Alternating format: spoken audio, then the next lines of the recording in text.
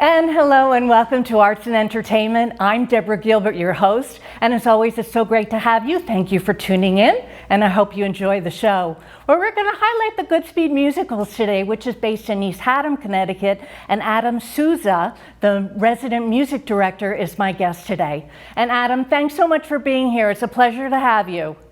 Thank you so much for having me, Deborah. It's great to be here. Well, you know what I like to do at the beginning of each show is to introduce the guest to the viewer. So if you take some time and let us get to know you, tell us about yourself. Sure thing.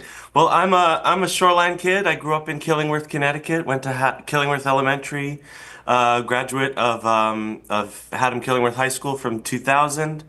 So I've been a member of this community for a long time, and I finished. While I was in high school, I spent a lot of time as the music assistant here at Goodspeed. After my time here at Goodspeed, I went to college in Boston at Boston Conservatory. I did a major in musical theater with a minor in conducting and Shakespeare. Well, sort of a concentration in Shakespeare. And then after that, I went out on the road for a good long time and toured with Les Mis and Spamalot and Wicked and Kinky Boots, and did Kinky Boots and Wicked on Broadway, and spent a lot of time internationally with Wicked and Kinky Boots, and with just Wicked, sorry. And then so it's really a great honor to be back in the community that sort of created my career. I got my start here, and so it's really special to be back in this area and making theater for the area of the country that sort of created me, for lack of a better phrase. That's so interesting that you were dealing with the Goodspeed when you were in high school. How on earth did that happen? Well, so the great Michael O'Flaherty, my predecessor and probably one of my best friends in my life, who preceded me here at the Goodspeed. I came to the Goodspeed we do local auditions every January, sometimes in November, depending on our schedule. So I was a little theater kid, and I went to an audition when I was 16 and did the Goodspeed local audition. And a friend of mine who was working in the library, which is right on the other side of this wall, her name was Lisa Vile. And Lisa Vile, I was playing piano for a local production of Into the Woods over at Hale Ray High School here in East Haddam. And she was like, Michael, you know, I've got this kid who is loves to play musicals and he's playing the piano. You should meet him. And I came in and she set up a meeting. I met with Michael O'Flaherty and he was like, I remember you. You auditioned last week. And they started having me come to orchestra rehearsals, and I started making photocopies, and they sort of started having me play rehearsals, and then they had me doing copy work for the orchestras, and then I started sort of weaseled my way into the fiber of the Goodspeed music department when I was in high school. So, and then they never got rid of me. So. Well, I have a lot of performers that watch the program. That's what we deal with, arts, entertainment, and culture. Did you ever think about being a performer, or was it always music? You play piano? Yes, piano is my primary instrument. That's a good question for me. So, you know, in high school, I sort of turned the corner from my piano playing and became more of an actor and actor singer. And so when I went to college, my major was a music theater major as an actor, performer. But then every summer I would come back here when all my friends were doing summer stock and auditioning for programs and acting programs around the country. I would just come home and live here at the Goodspeed, and Michael would use me for my 4 months off from school. So I sort of was getting two educations during college. I was getting an acting education and a singing education up at Boston Conservatory. And then I'd come here and I'd play piano for rehearsals, and I'd get to work with, you know, Casey Nicola was getting his start here, and Walter Bobby was here at one point, and just meeting all these amazing composers and directors and working under Michael Flaherty and putting up shows here on the main stage. So I was sort of doing both and getting an education sort of on both sides as a musician, music director, and then as an actor. And then when I got out of school, I was doing a production of Forever Plaid up in Boston as an actor. I had gotten my equity card, I had gotten my union card for the musicians, and while I was working up in Boston, I then got somebody sort of found me and was looking for a keyboard player for a production of Nine at North Shore Music Theater, so I took that job. I was just taking anything I could. And then the person who was conducting the production of Nine at North Shore Music Theater was a man named Dale Reeling. And Dale, after our first break, because I was working on the keyboard and I was helping program, and I just sort of had my Goodspeed education, and it was coming through during this orchestra rehearsal.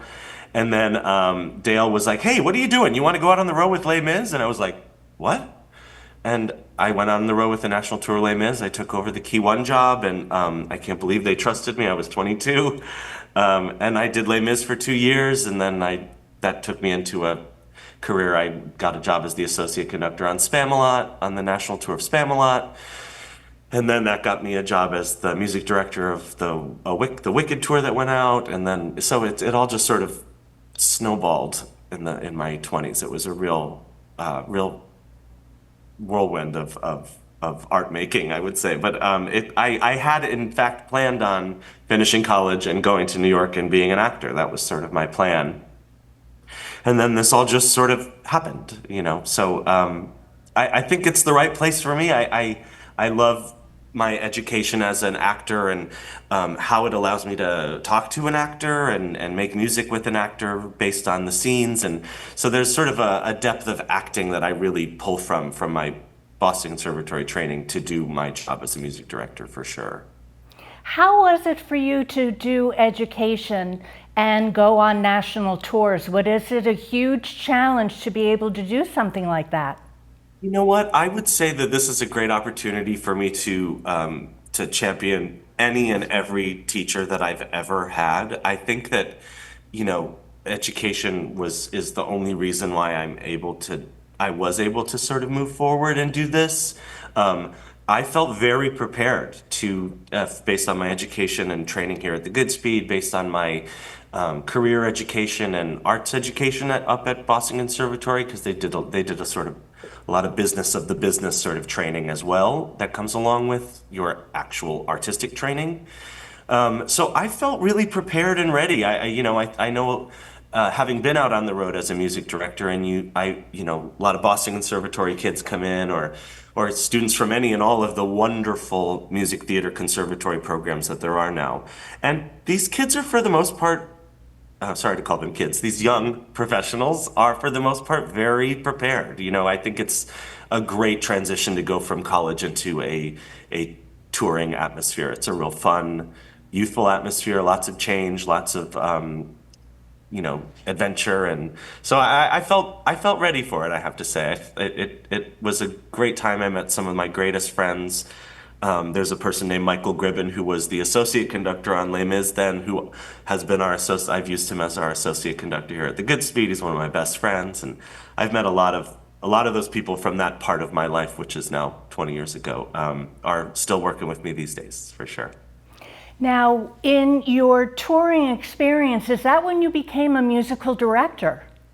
Yeah, so I had been studying music direction here with Michael, and learning the ins and outs. And the thing about the Goodspeed that you learn so much is we do a lot of new work. So you're learning about, oh gosh, all the stuff that nobody on this show wants to care about, but file management, and making sure that you're organized, and how to handle, as you're doing a new musical, you'll have 6 different versions of a song because it changes daily, and you have to keep things organized and dated, and the sort of admin part of the job I had learned a lot about here at the Goodspeed. I went out on the road on Les Mis as just a sideman. I was a side person. I was just a musician. I played keyboard 1. I taught myself how to conduct the show because I watched them do it, and I was eager to learn, but I never got to conduct Les Mis. I was 22.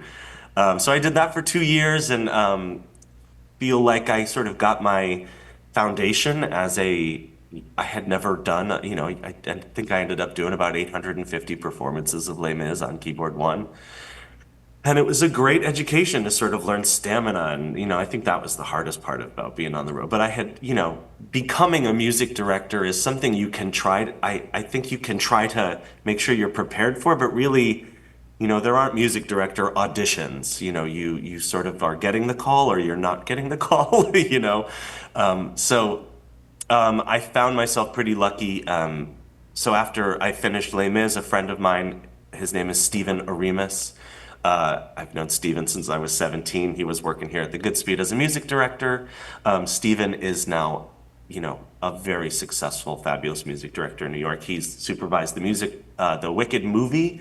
He's the music supervisor of Wicked, Avenue Q, an orchestrator, Tony Award winner. He did Kinky Boots. He did Book of Mormon. He's just one of the people in New York doing this.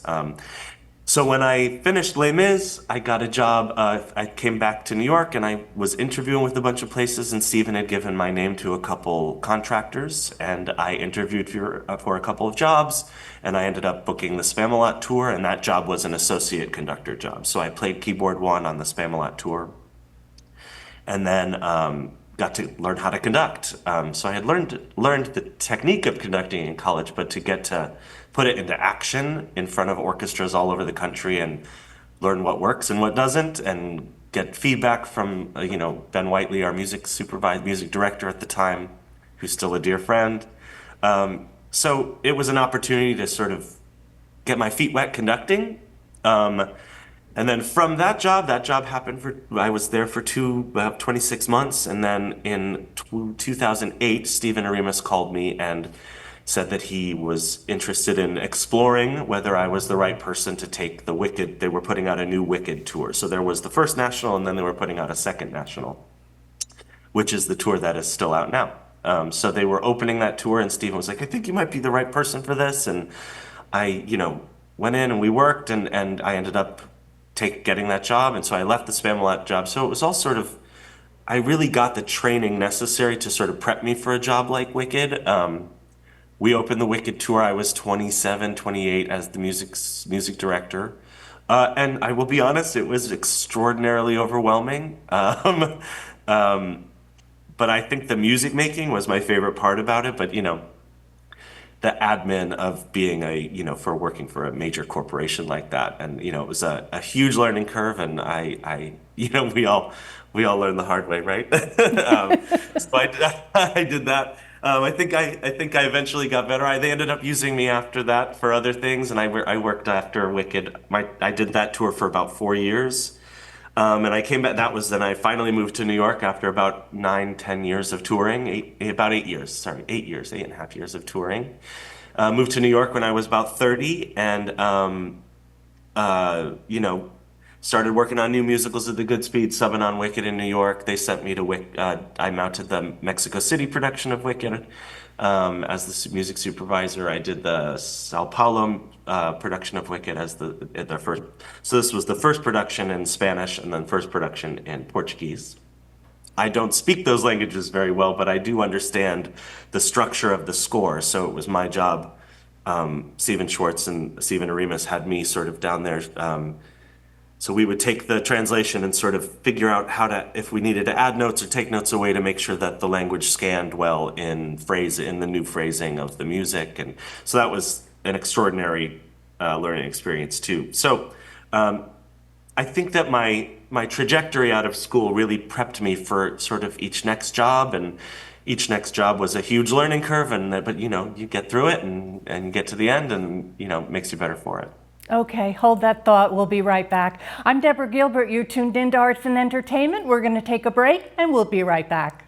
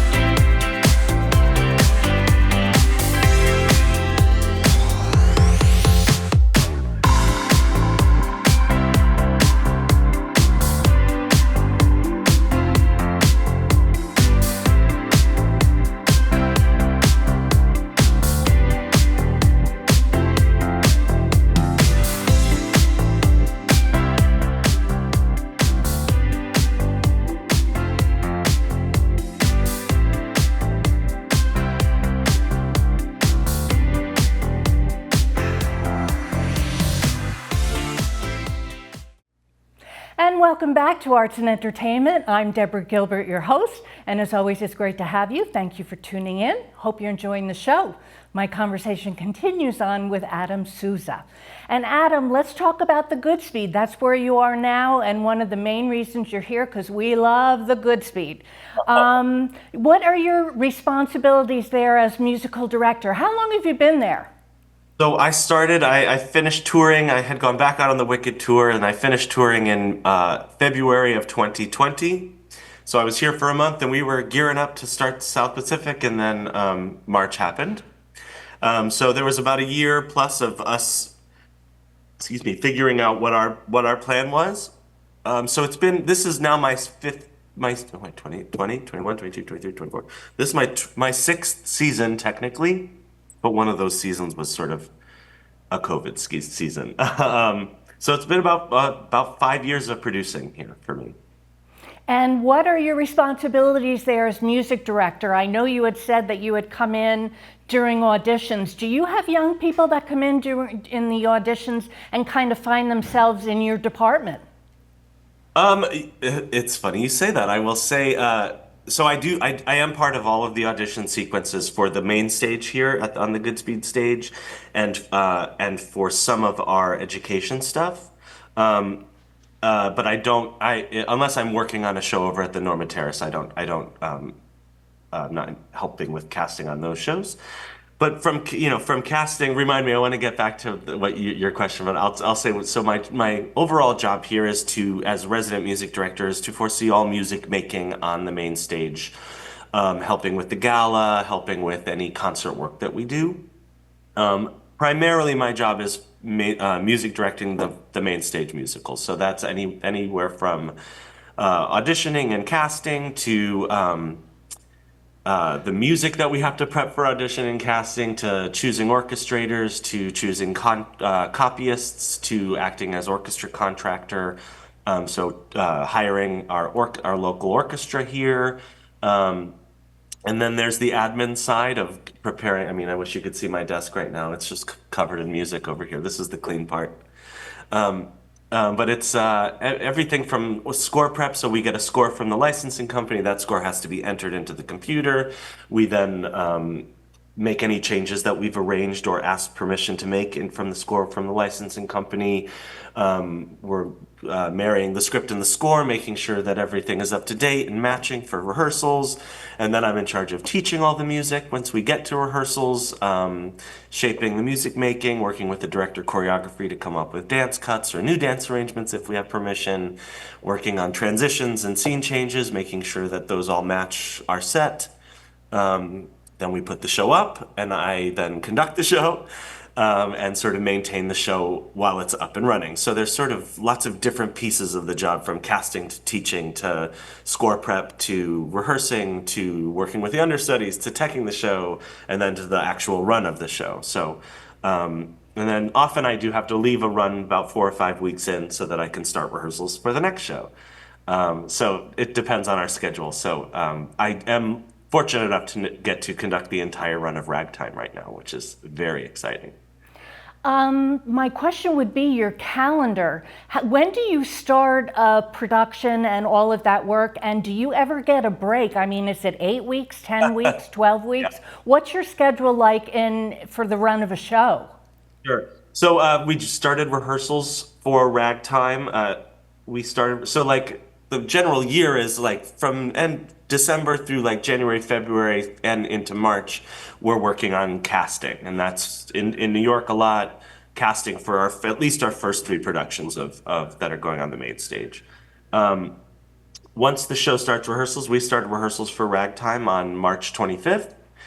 We do 4 weeks in the rehearsal room, and then we opened on April 25th. So it's 4 weeks of rehearsal, and now I will do an 8-week run of the show with the cast. The last 4 weeks of our run, All Shook Up kind of makes their way into town, and I'll be helping with All Shook Up while conducting Ragtime. And then once Ragtime closes, we'll get All Shook Up and running, and then I actually won't go into the pit for All Shook Up because I need to go to New York for some new work development that we have in the makings for you. I can't tell you yet, but we have some exciting things that we're working on developing in New York. And then I will get a vacation the last 2 weeks of July, which is going to be great. And then I come back the first week of August to do some final prep on a chorus line, and then we start rehearsals August 5th. We'll open September 5th, and off to the races on a chorus line. So, there's always time to get away, but there is a lot to do for sure. For the individual that is pursuing music of any age, well, probably not what you're thinking of, but for the individual that is pursuing music and has an instrument in their hand that would like to be able to perform at the Goodspeed, how do they present themselves to you for an audition? How do they get a job there? Sure. Okay, well, that is a complicated question. So the Goodspeed, we have a deep relationship with the American Federation of Musicians, the AFM. So we have a roster of musicians that we pull from to populate our orchestra depending on the needs of each orchestration. So to play at the Goodspeed on the main stage, you would need to be a member of the AFM, which is the musicians union, and we work with Local 400, which is the Hartford local. But anyone can join. If you're a musician, you can join the union.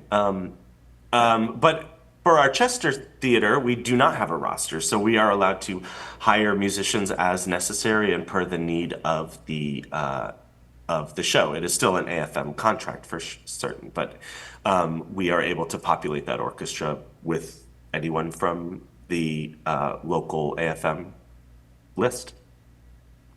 Are you familiar with the website, goodspeed.org? Do you know what the viewer will find if they visit it? Oh yeah, you'll find everything. Our marketing team is so fantastic. They just redid our website, and it just looks fantastic. So you can find anything from our mission statement to upcoming shows, ticket purchasing, exciting new things coming down the pipeline, links to interviews, links to jobs that we have available here at the Goodspeed. It's just an amazing website with lots of fun places to find really great information.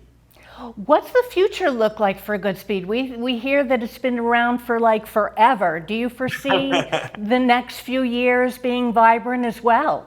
I wish I could tell you all of the things that we talk about in our meetings. We have so much is in the pipeline that we are excited to bring to you now that the world is getting back to normal, and we can bring COVID-free performances to our audiences, and I can't. You don't get me in trouble. I can't say things, but there's so many things the list of shows that we have planned to, or that we're looking at to bring to this area of the country is just really exciting. Starting with right now, this production of Ragtime, I think, is groundbreaking and beautiful, and I think you can look forward to more groundbreaking, beautiful work from the Goodspeed for sure. And speaking of that, do you have any input as to what kind of play is going to be performed there? Are you part of the selection process?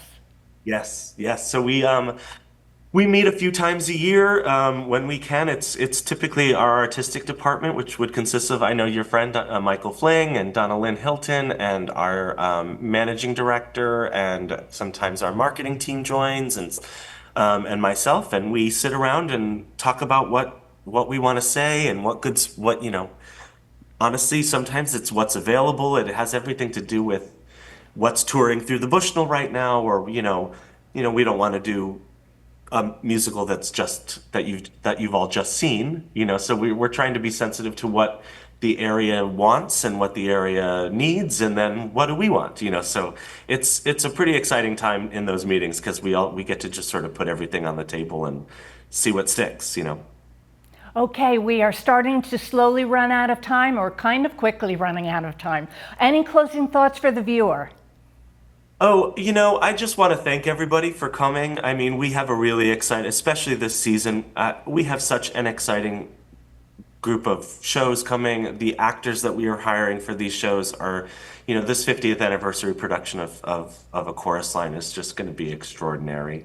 I wish I could tell you who the cast is. They're just fantastic. And like I said before, I will give kudos to our ragtime company, who is just singing with all their might, and the production is just really stunning. Thank you to our choreographers, Sarah Edwards, our director, Christopher Betts. The work is stunning. And All Shook Up is going to be a great time, a great time. So I would just say thank you for coming. Thank you for being a patron of the Goodspeed. It means the world to us. And please come down to the pit and say hi to me, please. Okay, well, thank you so much for being here. It's been a pleasure to have you. Deborah, it's great to meet you. And I'm Deborah Gilbert. You've been tuned in to Arts and Entertainment. In case you need to reach me, I'm at artsandentertainment@mail.com.